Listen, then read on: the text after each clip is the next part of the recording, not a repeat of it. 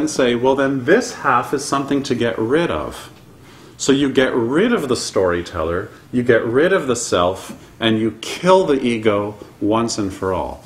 Most translations of the second line of the Yoga Sutra, Yoga Chitta Vritti Nirodha, is that yoga is the cessation of the mind.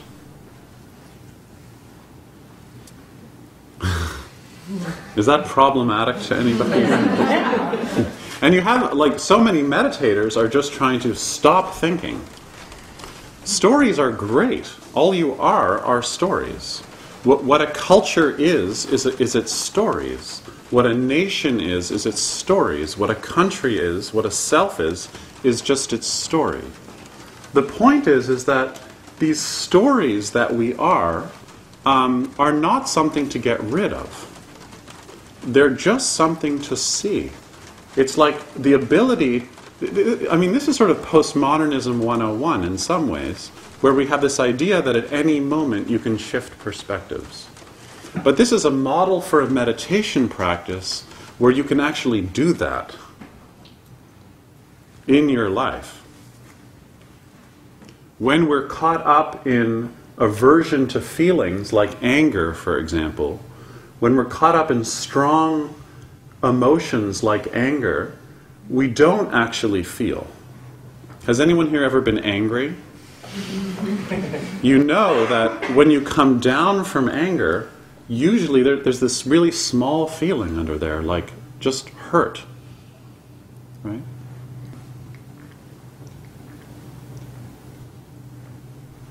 To be able to open to the feeling requires a letting go of the story you have about what you're experiencing.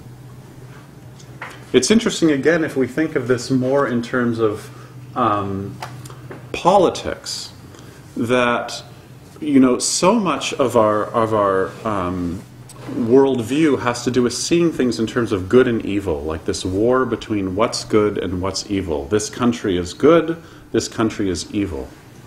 But according to this model, which doesn't have this kind of heaven and hell dichotomy, the real war is between vidya and avidya, or between ignorance and wisdom, or between contracting around a viewpoint and creativity. So in a way, if we think of this as a model of ethics, this is a model of giving attention to what's actually going on in a way that is value-based. And I've been calling this over the past few weeks situational ethics. A situational ethics. This comes in the Yoga Sutra right before Patanjali starts teaching about nonviolence. Not nonviolence in this kind of idealistic sense, like in every situation we try and practice nonviolence, but nonviolence in a kind of smaller, more flexible sense, that in every moment the way that we give attention to something is a practice of ethics. It can be a practice of creativity, because it's a way of tuning into our intention. And so Patanjali never separates this model from ethics, from action.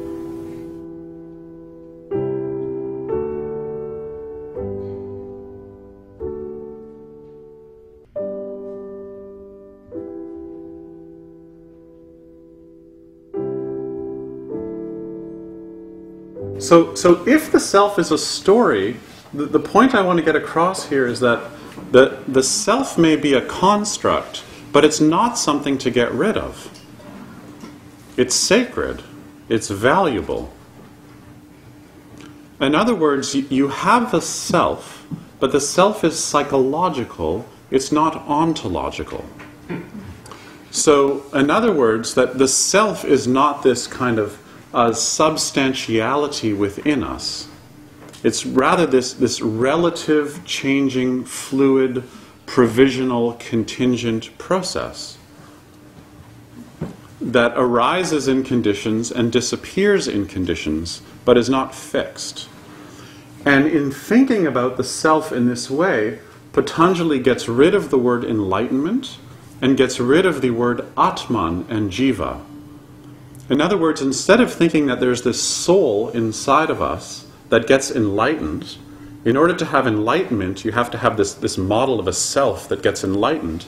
He gets rid of the word enlightenment, moksha, and he replaces it with this word vidya. So instead of a me doing a practice to get somewhere, which in my book I call, what do I call it? Vertical transcendence, it's replaced with this idea of horizontal transcendence. That my freedom has to do with my protection of your freedom. So that transcendence is a kind of immanence, it's an intimacy, it's a waking up to how things are, rather than waking up to some divine or soul or unchanging self within us. So that the self is psychological, but it's not real in the way that you think it's real.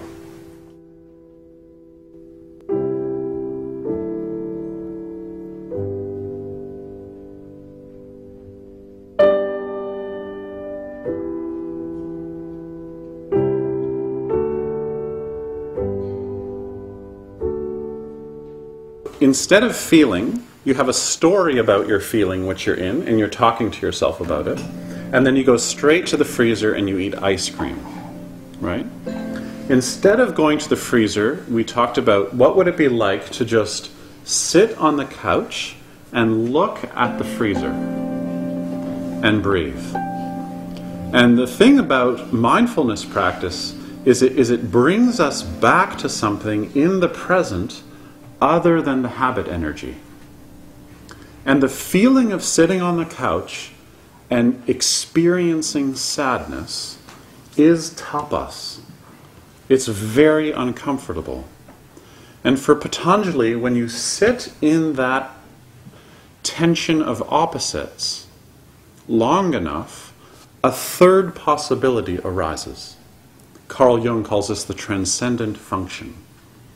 That when you hold competing opposites for long enough, or the Quakers would say you bear witness to a situation for long enough, then a new possibility arises. Why? Because instead of reactivity, we vidya, we start to see something as it is. And this is a model of creativity. Right? This is a model of, we can then respond more creatively to what's going on.